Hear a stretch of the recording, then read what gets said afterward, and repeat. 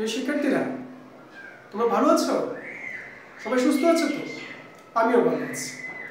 তো আজকে আমাদের নিয়মিত অনলাইন ক্লাসে আমাদের আলোচ্য বিষয় হচ্ছে নবম দশম শ্রেণীর পদার্থবিজ্ঞান বিষয়ে পঞ্চম অধ্যায়ের কাজ, ক্ষমতা ও শক্তি। তো আজকে আমরা এখানকার কাজ, ক্ষমতা বিষয়ে আলোচনা করব। কেমন? তো এই বিষয়ের পর কিছু প্রশ্ন রেখেছি, আমি গাণিতিক সমস্যা রেখেছি, এগুলো কিছু প্রশ্ন আমি সলভ দেবো, আর কিছু তোমাদের জন্য বাড়ির কাজ রেখেছি। তোমরা সুন্দর করে SW কথায় বাড়ির কাজগুলো করে ফেলবে। ঠিক আছে, তাহলে আমি শুরু করি। প্রথমে আমি যে প্রশ্নটা রেখেছি সেটা হচ্ছে কাজ কি, অর্থাৎ যেহেতু আমাদের কাজ, ক্ষমতা, শক্তি, প্রথমে আমরা আলোচনা করব কাজ নিয়ে। তাহলে সর্বপ্রথম আমাদেরকে জানতে হবে কাজ জিনিসটা কি আসলে। যে কোনো বস্তুর উপর বল প্রয়োগে যদি বস্তুটি সরণ ঘটে, ধরো একটা বস্তুর উপর বল প্রয়োগ করলাম, তাহলে দেখা গেল বস্তুটি কি হলো, সরে গেল। সরণ ঘটে, তাহলে বল এবং বলের দিকের সরণের উপাংশের গুণফলকে বলা হচ্ছে কাজ। তাহলে কি বলো, যে কোনো একটা বস্তুকে যদি আমরা বল প্রয়োগ করি, তাহলে বস্তুটা কি হবে, বল প্রয়োগ করে সরণ ঘটবে। তাহলে বল এবং বলের প্রয়োগের সরণের উপাংশের গুণফলটাকে বলা হচ্ছে কি, কাজ। তাহলে আমরা একটা উদাহরণের মাধ্যমে সেই বিষয়টা একটু ক্লিয়ার করি। দেখো, যে আমি ধরলাম এই কোনো একটা অবস্থান, কেমন? তো ধরলাম এ বিন্দুতে অবস্থিত কোনো বস্তুর উপর, এখানে একটা বস্তু আছে, কোনো বস্তুর উপর এবি বরাবর এফ বল প্রয়োগ করা হলো। তার মানে এখানে আমি কি করলাম, এবি বরাবর এফ বল প্রয়োগ করলাম। কেমন? এফ বল প্রয়োগ করা হলো, যার ফলে বস্তুটা এবি বরাবর x দূরত্ব অতিক্রম করবে। তার মানে এই যে দূরত্বটা অতিক্রম সেটা হচ্ছে x দূরত্ব। কেমন? তো x দূরত্ব অতিক্রম করবে এবং বি বিন্দুতে পৌঁছাবে, যার ফলে আমরা লিখতে পারি যে বল যদি F হয়, কেমন, F সমান আমরা কি লিখতে পারবো, অর্থাৎ কাজ। Fটা কি, কাজ। কাজ সমান আমরা কি বলবো, আমরা একটু আগে বলছিলাম যে বল এবং বলের দিকে সরণের উপাংশ। তাহলে এখানে লিখি বল ইনটু বলের দিকে সরণের উপাংশ। তার মানে কি, তো বল মানে কি, এখানে কি বলতে পারবো, কাজ। এটাকে তার আমরা কি লিখতে পারবো, W। বলকে আমরা কি ফোর্স F দিতে পারবো, কেমন, F। তাহলে আমরা কি লিখতে পারবো, যে সরণের উপর কতটুকু সরে গেল, x দূরত্ব, তাহলে দিলাম x। তার মানে সব মিলিয়ে আমরা কি পেলাম, যে W সমান Fx। কেমন? এই হচ্ছে কাজের একটা উদাহরণ। তাহলে আমরা পেয়ে গেলাম না, যে বল প্রয়োগের ফলে কোনো বস্তুর উপর যদি আমরা বল প্রয়োগ করি, তাহলে বস্তুটা কি হবে, সরণ ঘটবে। তাহলে বল এবং বলের প্রয়োগ বিন্দুর সরণ উপাংশের গুণফলকে, এই যে বল এবং বলের প্রয়োগ বিন্দুর সরণ উপাংশের গুণফল হচ্ছে এটা, এই গুণফলটাই হচ্ছে উপাংশ, হচ্ছে এটা, এই গুণফলটাই হচ্ছে কাজ। আমরা আরো একটা উদাহরণ দিতে পারি, এটা আরো একটা সুন্দর উদাহরণ দিতে পারি। সেটা হচ্ছে আমি যদি এভাবে চিন্তা করি, ধরা যাক এ বিন্দুতে বস্তুর উপর এবি বরাবর, তার মানে এরকম এই এ বিন্দু, এই এবি বরাবর, কেমন, এবি বরাবর এই বল প্রয়োগ করা হলো। এসি বরাবর এস দূরত্ব অতিক্রম করলো। ধরলাম যে আমি এটা এসি বরাবর এস দূরত্ব, এটা সি ধরলাম, কেমন?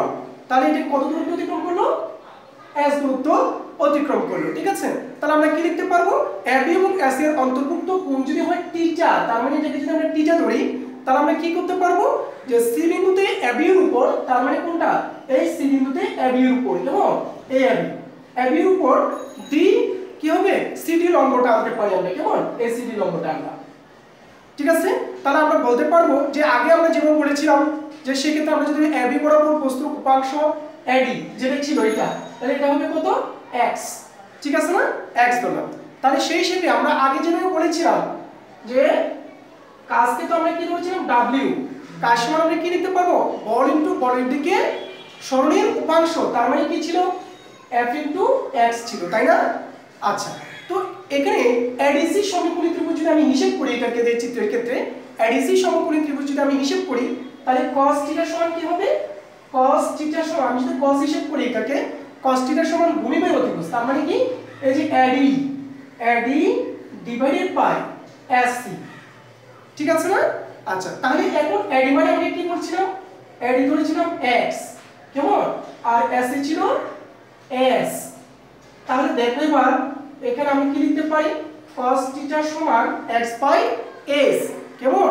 তাহলে আমি এখন আমি যদি এভাবে লিখি, যে x সমান s cos থিটা, তাই না? s cos theta. তাহলে এখানে দেখো তো আমি যদি x রেখে দিই তাহলে w/f হবে না? তাহলে আমি এখানে লিখলাম w/f। তাহলে কি হলো s cos থিটা। তাহলে আমি যদি w রাখি তাহলে কি হবে fs cos থিটা। কেমন? এইটাই আমাদের দ্বিতীয় উদাহরণ, যে প্রথমটা আমরা এভাবে দিতে পারি, দ্বিতীয়টা আমরা এভাবে দিতে পারি। কেমন? তাহলে এখন তার মানে এটা আমরা কি বলতে পারি যে w সমান fs, আবার বলতে পারি যদি অন্তর্ভুক্ত কোণ হিসেব করে আমরা বলি তাহলে কি হবে w সমান fs cos থিটা। কারণ দুই ধরনেরই আসতে পারে প্রশ্ন। যেমন আমি একটা প্রশ্ন লিখেছি এরকম, সেটা আমি কিছুক্ষণ পরে আলোচনা করব। এই সূত্র দিয়ে একটা প্রশ্ন লিখেছি, কি ধরনের প্রশ্ন সেটা আমি আলোচনা করব একটু পরে। এখন দেখো আমরা এবার বলতে পারি যে কাজের কিন্তু কোনো কি নেই, দিক নেই, সেই হিসেবে এটাকে কি বলা যাবে? এটা একটা স্কেলার রাশি। যেহেতু কাজের কোনো দিক নেই, এটা কি হবে? স্কেলার রাশি। এখন যা এটা আমরা বললাম কাজ কি, কাজের উদাহরণ দিলাম। এখন আমরা কাজের মাত্রা এবং একক নিয়ে আলোচনা করব। কাজের মাত্রা এবং একক নিয়ে আলোচনা করব। তাহলে দেখো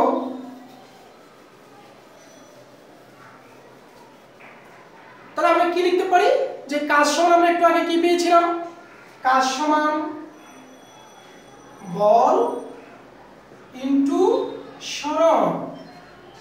সরণ কাজ সমান কি পেয়েছি? বল ইনটু সরণ। তাহলে আমরা বল সমান কি জানি? F সমান m জানি না। তারপরে কি m হচ্ছে কি ভর ইনটু ত্বরণ। ভর ইনটু ত্বরণ। তাহলে আমরা এখানে ছিল কি সরণ। তাহলে এই ভর তো ভরেই আছে, এটা নিয়ে সমস্যা নাই। ত্বরণ সমান আমরা কি লিখতে পারি? বেগ বাই সময়। তাহলে আমরা কি লিখব? বেগ ডিভাইডেড বাই সময়। তারপর এখানে আছে সরণ। কেমন? আবার এই ঠিক আছে ভর ভরই লিখলাম। বেগ সমান হচ্ছে যে সরণ বাই সময়। এই সরণ এই সময়, আবার এখানে সময় ছিল না, সেই সময়ও লিখলাম। এখানে আছে সরণ। কেমন? তাহলে দেখো এই ভর ইনটু সরণ স্কয়ার, আর এখানে নিচে হচ্ছে সময় স্কয়ার। তাহলে কি হবে? আমি যদি সবগুলো যদি একত্রিত করি তাহলে এখানে কি হচ্ছে? ভর ইনটু সরণ স্কয়ার ডিভাইডেড বাই সময় স্কয়ার। তাহলে আমি যদি এই ভর মাঝের m লিখলাম m, আর এখানে সরণ কেমন যেটা আমরা দৈর্ঘ্য হিসেবে এটা কিন্তু তাহলে l লিখতে পারি, লেন্থ l স্কয়ার, সময়ে t লিখবো t স্কয়ার। তাহলে সব মিলিয়ে আমরা কি লিখতে পারবো দেখো তো? m l square t square. তাহলে আমি যদি একত্রে করি m l square t inverse 2, এটাকে এই মাত্রা সমীকরণগুলো তার ব্র্যাকেট দিয়ে প্রকাশ করা হয়। তাহলে এই হচ্ছে কাজের মাত্রা। কেমন? কাজের মাত্রা হচ্ছে কি m l square t inverse 2। তাহলে এখানে কি লিখবো? w সমান m l square t inverse 2। ঠিক আছে?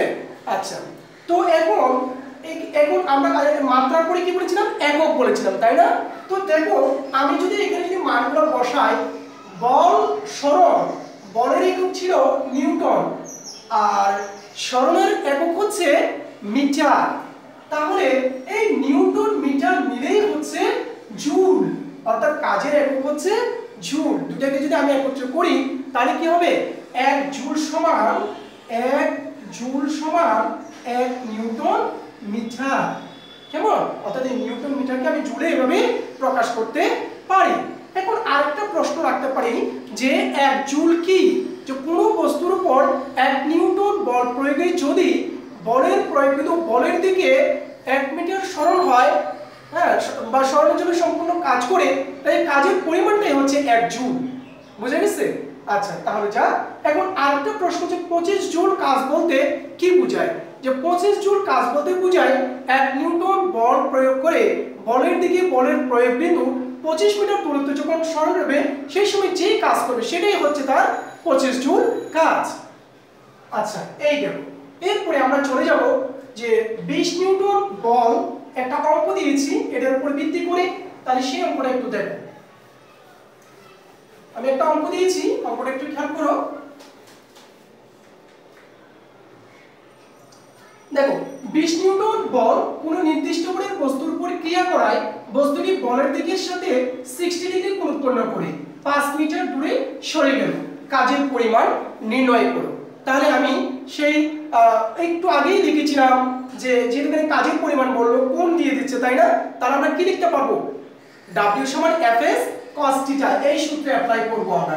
W সমান Fs cos θ। তাহলে এখানে কি কি দেওয়া আছে দেখো তো? বল দেওয়া আছে, F দেওয়া আছে। কোন বস্তুর উপর ক্রিয়া করে বস্তুটি বলের দিকে 60 মানে θ দেওয়া আছে, এই যে θ। তারপর কি দেওয়া আছে দেখো তো? এত মিটার দূরে সরে গেল, তার মানে কি দেওয়া আছে? এখানে দূরত্ব দেওয়া আছে, s দেওয়া আছে, s ও দেওয়া আছে। তাহলে আমি সব লিখতে পারি এখন। তাহলে লিখি এখানে বা দেওয়া আছে লিখতে পারবো। এখানে বল F সমান 20 নিউটন, সরণ S সমান 5 মিটার, অন্তর্ভুক্ত কোণ θ সমান অন্তর্ভুক্ত কোণ θ সমান 60 ডিগ্রি। সবই পেয়ে গেলাম। এবার আমি কাজের পরিমাণ জানা আছে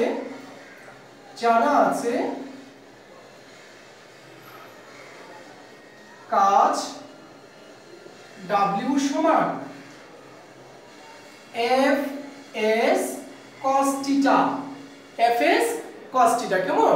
তাহলে আমি যদি মানগুলো বসাই তাহলে কি হবে দেখো? F এর মান হচ্ছে কত? 20 নিউটন, S এর মান হচ্ছে 5 মিটার, cos θ এর মান হচ্ছে কত? 60 ডিগ্রি। তাহলে দেখো তো 25, তাহলে 100 নিউটন মিটার। আচ্ছা, এককটা আমি একদম লাস্টে দিই। এই cos 60 ডিগ্রির মান হচ্ছে, আমরা যদি হিসাব করি তাহলে cos 60 এর মান পাই কত? হাফ পাই আমরা। কেমন? তাহলে হাফ লিখবো। এখানে নিউটন মিটার দিব প্রথমে, পরে জুল দিয়ে দেব, আমরা। তাহলে কাটলে কত হবে? 50 জুল। আমাদের কাজের পরিমাণ কি হবে? 50 জুল। ঠিক আছে? তাহলে আমরা কি লিখতে পারবো? যে কাজের পরিমাণ নির্ণয়, কাজের পরিমাণ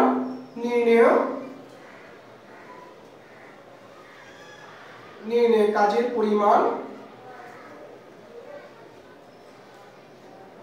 পরিমাণ 50 জুল। এই হচ্ছে আমার টোটাল অঙ্কের উত্তর। ঠিক আছে? আচ্ছা, এখন আমরা চলে যাব কাজের প্রকারভেদে। কাজকে সাধারণত কয় ভাগে ভাগ করা হয়েছে? কেমন? এই কাজের প্রকারভেদে চলে যাব। কাজকে সাধারণত দুই ভাগে ভাগ করা হয়েছে। একটা হচ্ছে যে বলের দ্বারা কাজ বা ধনাত্মক কাজ, আর একটা হচ্ছে বলের বিরুদ্ধে কাজ বা ঋণাত্মক কাজ। ঠিক আছে? একটা হচ্ছে বলের দ্বারা কাজ, আর একটা হচ্ছে বলের বিরুদ্ধে কাজ। কেমন? তাহলে দেখো, বলের দ্বারা কাজ বা ধনাত্মক কাজ। বলের দ্বারা কাজ কি? বলের দ্বারা কাজ হচ্ছে, আমি একটা সহজ উদাহরণ যদি দিই, সেটা হচ্ছে যে ধরো আমি একটা ডাস্টার নিচে ফেলে দিলাম। কেমন? তাহলে এটা ভূপৃষ্ঠের টানে নিচের দিকে পড়ে গেল, তাই না? তাহলে এটাকে আমরা এভাবে বলতে পারি, যদি বল প্রয়োগের ফলে বলের প্রয়োগ কিন্তু বলের দিকে সরে যায় বা বলের দিকে সরানোর উপাংশ থাকে, অর্থাৎ আমি বল প্রয়োগ করলাম, সেটা সরে গেল এবং সেটা কি হলো? সরানোর উপাংশ থাকবে, নিচের দিকে ভূপৃষ্ঠের টানে সেটা পড়তে লাগলো, তাই না? তাহলে এই কাজকে বলা হচ্ছে ধনাত্মক কাজ বা বলের দ্বারা কাজ। তাহলে আমি কি বললাম? যদি বল বলের প্রয়োগ কিন্তু বলের দিকে সরে যায় বা বলের দিকে সরানোর উপাংশ থাকে, তাহলে সেটা হচ্ছে কি? বলের দ্বারা কাজ বা ধনাত্মক কাজ। ঠিক আছে? আচ্ছা, এরপরে আমরা দ্বিতীয় যেটা জানি সেটা হচ্ছে বলের বিরুদ্ধে কাজ বা ঋণাত্মক কাজ। কেমন? বলের বিরুদ্ধে কাজ বা ঋণাত্মক কাজ সেটা হচ্ছে কি? অর্থাৎ যদি বল প্রয়োগের ফলে বলের প্রয়োগ বিন্দু বলের বিপরীত দিকে সরে যায় বা বলের বিপরীত দিকে সরণের উপাংশ থাকে, তাহলে সেই কাজকে বলা হচ্ছে ঋণাত্মক কাজ বা বলের বিরুদ্ধে কাজ। তার মানে কি? অর্থাৎ আমি ডাস্টারটা যে তুলবো সেটা হচ্ছে বলের বিরুদ্ধে কাজ করতেছে, তাই না? ডাস্টার যে তুলবো সেটা বলের বিরুদ্ধে কাজ করে, আর সেটাই হচ্ছে তোমার বলের বিরুদ্ধে কাজ বা ঋণাত্মক কাজ। আচ্ছা, এইগুলো আমাদের কাজের প্রকারভেদ। এরপর হচ্ছে ক্ষমতা। তাহলে ক্ষমতাটা কি একটু জানবো আমরা। ক্ষমতা কেমন? তাহলে ক্ষমতা হচ্ছে কাজ সম্পাদনকারী কোনো ব্যক্তি বা উৎস। কেমন? এর মানে যেমন মনে করি সেটা ডায়নামো হতে পারে, ইঞ্জিন হতে পারে, অন্য কোনো যন্ত্র হতে পারে। কেমন? এর কাজ করার হারকে, তার মানে কি বলছি, কাজ সঞ্চয়ের কোনো উৎস, ব্যক্তি বা উৎস কাজ করার হারকে ক্ষমতা বলা হচ্ছে। তার মানে কি, অর্থাৎ একক সময়ে ব্যক্তি বা উৎসের দ্বারা সম্পাদিত কাজের পরিমাণই হচ্ছে ক্ষমতা। একক সময়ে ব্যক্তি বা উৎস দ্বারা কাজ করার সম্পাদিত কাজের পরিমাণটাই হচ্ছে ক্ষমতা। তা আমি যদি বলি যে কোনো উৎসকে যদি আমি যে কোনো ব্যক্তি বা উৎস যদি ডাব্লিউ পরিমাণ কাজ করে, যদি ডাব্লিউ পরিমাণ কাজ করে এবং সেই সম্পাদন ডাব্লিউ পরিমাণ কাজ করে, তাহলে আমরা বলতে পারবো যে এই তোমার ক্ষমতা, এই ক্ষমতা P সমান W/T, অর্থাৎ তোমার কি বলা যায়, কাজের পরিমাণ এবং সময়ের অনুপাতটাই হচ্ছে এখানে তোমার ক্ষমতা। ঠিক আছে। তো ক্ষমতার যেহেতু এর আগেও বলছিলাম যে কাজের কোনো দিক ছিল না, যে বলি এটাকে আমরা স্কেলার রাশি বলেছিলাম, আর এখানেও ক্ষমতার কোনো দিক নাই বিধায় আমরা এটাকে কি বলতে পারবো, স্কেলার রাশি বলতে পারবো। তাহলে আমরা কি লিখতে পারবো, ক্ষমতার সমান কাজ বাই সময়। যদি আমি এটার এই মাত্রাটা বের করি, কেমন, ক্ষমতা সময় সমান তোমার কাজ ডিভাইডেড বাই সময়, তাহলে আমি এবার লিখতে পারি, যেহেতু আমি কাজ সমান কি জানি, একটু আগে বলেছিলাম বল এবং সরণ, তাই না? তাহলে দেখো এই বল এবং সরণ লিখলাম, ঠিক আছে, আর এদিকে আছে সময়। তাহলে বলকে আমরা কি লিখতে পারবো, আমরা ভর ইনটু ত্বরণ। তাহলে দেখো বল ইনটু ত্বরণ লিখলাম, ঠিক আছে, এদিকে আছে সরণ, নিচে কি হবে সময়, কেমন। তাহলে দেখো ভর তো ভরই আছে, আমি ভর ঠিক রাখলাম, ত্বরণকে কি লিখতে পারবো, বেগ বাই সময়। তাহলে এই বেগ লিখলাম, এখানে সময় লিখলাম, আর এদিকে আছে সরণ, কেমন। তাহলে দেখো ত্বরণ সমান বেগ বাই সময়। তাহলে আমরা কি লিখতে পারি, এখানে একেবারে সরাসরি লিখতে পারি, চাইলে সরণ বাই সময় দিয়ে লিখে ফেলতে পারি। তাহলে দেখো কি হবে, আচ্ছা এখানে আরেকটা সময় হবে, তাহলে এখানে ভর বেগ সমান হচ্ছে যে সরণ ডিভাইডেড বাই সময়, এদিকে আছে একটা সময়, কেমন, আগে দুটো সময় ছিল, আবার বেগ সমান সরণ বাই সময় ছিল, তাহলে সেই সময়টাও লিখলাম, এদিকে হচ্ছে একটা সরণ। সব মিলিয়ে আমরা কি লিখতে পারবো, তাহলে দেখো তো এই ভরকে m দ্বারা প্রকাশ করেছিলাম, তাই না, সরণ ছিল কি l, তাহলে l এখানে একটা আছে, এখানে একটা আছে, t আছে এখানে তিনটা লিখলাম, কেমন। তাহলে কি হবে দেখো তো, এখানে যদি আমি ক্ষমতা p সমান, কেমন, তাহলে কি লিখতে পারবো, সব মিলিয়ে m l স্কয়ার আমি একসাথে লিখে দিচ্ছি 3/3, এভাবে তার ব্র্যাকেটে ক্লোজ করে দিলাম। এটা হচ্ছে আমাদের ক্ষমতার মাত্রা। এখন এই ক্ষমতার এককটা কি হবে, তাহলে ক্ষমতার একক হবে, এখানে যদি আমি সব মিলিয়ে হিসাব করি, তাহলে আমি কি লিখতে পারবো, অর্থাৎ কাজের একক যা, যেমন আমি যদি এখানে যদি মানটা বসাই আর কি, ধরো মনে করো এই w কি যে কাজের একক জুল, আর এখানে সময়ের একক ছিল সেকেন্ড, তাহলে সব মিলিয়ে কি হলো, জুল পার সেকেন্ড, ঠিক আছে, এটাকে কি বলতে পারবো, জুল পার সেকেন্ড। আচ্ছা, এইগুলো আমাদের মাত্রা এবং ক্ষমতা। এরপরে আমরা দেখব যে আমাদের মানে যে 1 কিলোওয়াট সমান কত ওয়াট হয়, বা 1 মেগাওয়াট সমান কত ওয়াট হয়। তারপর আমরা বলতে পারবো যে এখানে হর্স পাওয়ারের ইয়াটা, কারণ এখানে যেহেতু হর্স পাওয়ারের বিষয় আসলে আছে, সেই জিনিসগুলো একটু দেখবো। তাহলে দেখো আমরা লিখতে পারবো কি, যে 1 ওয়াট সমান 1 কিলোওয়াট সমান 1000 ওয়াট, 1 কিলোওয়াট সমান 1000, আমি 10 কিউব লিখলাম ওয়াট। আবার যদি আমি বলি যে মেগাওয়াট, তাহলে কি লিখতে পারবো, 1 মেগাওয়াট সমান 10⁶ ওয়াট, ঠিক আছে। আচ্ছা, এখন দেখো ইঞ্জিনের ক্ষমতাকে প্রকাশ করার জন্য অশ্ব ক্ষমতা নামের একটা ক্ষমতা আমরা ব্যবহার করে থাকি, কেমন, ইঞ্জিনের ক্ষমতা প্রকাশ করার জন্য। তাহলে সেই হিসেবে 1 হর্স পাওয়ার সমান আমরা কি লিখতে পারবো, HP 746 ওয়াট, 746 ওয়াট আমরা লিখতে পারবো, কেমন। আচ্ছা, তাহলে দেখো এবার, তাহলে আমরা কতটুকু বুঝে গেলাম, যে কাজের প্রকার কতটুকু বুঝে আমরা শেষ করলাম, ক্ষমতা শেষ করলাম, মাত্রা শেষ করলাম, একক শেষ করলাম, ঠিক আছে। এরপর আমরা হর্স পাওয়ার পর্যন্ত শেষ করছি। এখন এটার উপর ভিত্তি করে আমি একটা গাণিতিক সমস্যা লিখেছি। সমস্যাটা কি দেখো, যে নিচে নিচে রিজার্ভার থেকে 30 মিটার উঁচু দালানের ছাদে অবস্থিত ট্যাঙ্কে পানি তোলার জন্য 2 কিলোওয়াটের একটি পাম্প ব্যবহার করা হচ্ছে। পাম্পটি 2 মিনিট চালালে কত পানি তোলা যাবে? কত পানি তোলা যাবে? তার মানে এখানে কি বের করতে হবে? পানির ভর বের করতে হবে, অর্থাৎ আমাদেরকে m বের করতে হবে। ঠিক আছে, তাহলে আমরা কি কি সূত্র জানি? আমরা কি কি জানি আগে সেটা একটু দেখি। যে আমরা p সমান কি জানি? w/t জানি। কেমন? আর কি জানি আমরা? এখন w জানি যদি আমি m g h লিখি তাহলে এটা কি হবে? m g h/t। তাহলে আমরা কি কি পাচ্ছি দেখো তো, এখানে এত মিটার উঁচু করছে তাই না, এই h পেলাম। তারপর কি পাচ্ছি? এত কিলোওয়াটের একটা পাম্প, তার মানে এখানে কি আছে? এত কিলোওয়াটের একটা পাম্প আছে, আমাকে p পেয়েছি আমি, এই p আছে। কেমন? তারপর 2 মিনিট সময় t আছে। কেমন? আর আমরা তো m জানি, g জানি, তাহলে mটা বের করব এখান থেকে। তাহলে কি হবে? তাহলে আমাদেরকে শুরুতে কি কাজ করতে হবে? আমাদেরকে শুরুতেই করতে হবে, এখানে বা দেওয়া আছে যে লিখতে হবে এখানে m h সমান 30 মিটার। তারপরে হচ্ছে যে p সমান 2 কিলোওয়াট। তাহলে এটাকে কি লিখতে পারবো? 2 * 1000 ওয়াট। তারপর লিখতে পারবো কি? এরপর আছে সময়, t সমান হচ্ছে কত? 2 মিনিট। এটাকে আমরা লিখব যে সেকেন্ডে, 2 * 60 সেকেন্ড। তাহলে কত? 120 সেকেন্ড। কেমন? তাহলে আমরা এবার কি লিখব? জানা আছে p সমান w/t। এখন w জায়গায় যদি আমি mgh লিখি তাহলে কি হবে? mgh/t। তাহলে এখানে দেখো আমার দরকার হচ্ছে m, তাহলে আমি কি করব? আর এরকম যদি করি mgh সমান pt, mgh সমান কি হবে? pt। তাহলে আমি যদি m রেখে দিই pt/gh, তাহলে কি লিখতে পারবো? p এর মান হচ্ছে কত আমার? 2 * 10³ ওয়াট। আর t এর মান হচ্ছে 120 সেকেন্ড। আর g এর মান হচ্ছে 9। এটা তো আমাদের লিখা উচিত ছিল যে অভিকর্ষ স্তরণ g সমান 9.8 metre per second square, 9.8 metre per second square. তারপরে হচ্ছে যে h ছিল কত?